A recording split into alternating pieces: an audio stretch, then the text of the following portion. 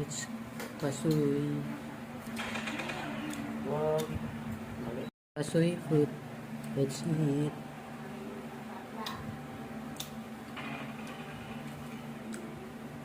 Tamis pala siya. Tapos watery.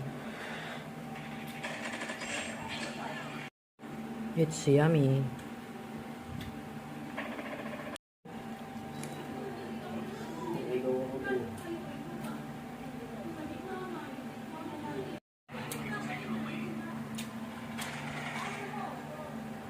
$15 na ako din nakakain ito. Ako nga first time. Siya ay matubig. Ito naman yung seed.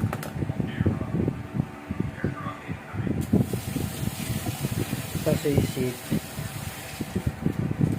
Nabuksan mo? Patuloy. Ayan. Ay, Ayun mo. Sarap yan. pagbukas ito pala yung laman niya na. Kaya ang mahal niya, no? Mahirap din kunin kasi. Ako. Mahirap ito buksan.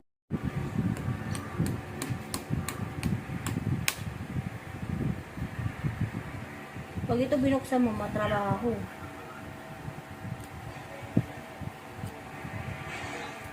Akala ko mahapdi. Mahapdi po yung pag di mo inugasan. Nahapdi ang ka din. Mahapdi po ito pag di mo inugasan ka ng kamay. Ayan. Oo nga. Mapakla. Malinamnam. Oh. Tama. Oh, guys, kinakain na daw pala to. Akala ko kasi ibibilad lang. Tinggalin mo yung balat. May balat pa. Akala ko ibibilad muna. Pwede na pala to siya. Pwede kahit hindi ibilad yan. Let's eat. Sarap. Sarap niya. Nung mga bata kami. Ayan, pwede na siyang kainin pala direkta.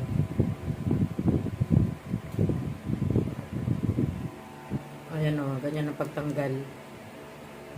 Huhugasan kasi mahapdi yan sa kamay. Kanyang dagta. Ayan o, kung di ka marunong, sorry ka. Bibiyakin siya. Ganyan o.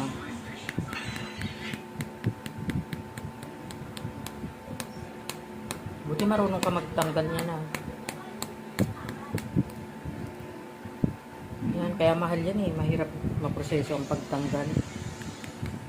Kasi binibilad pa nila yan eh. Pero pwede na daw palang kainin. Ayan siya.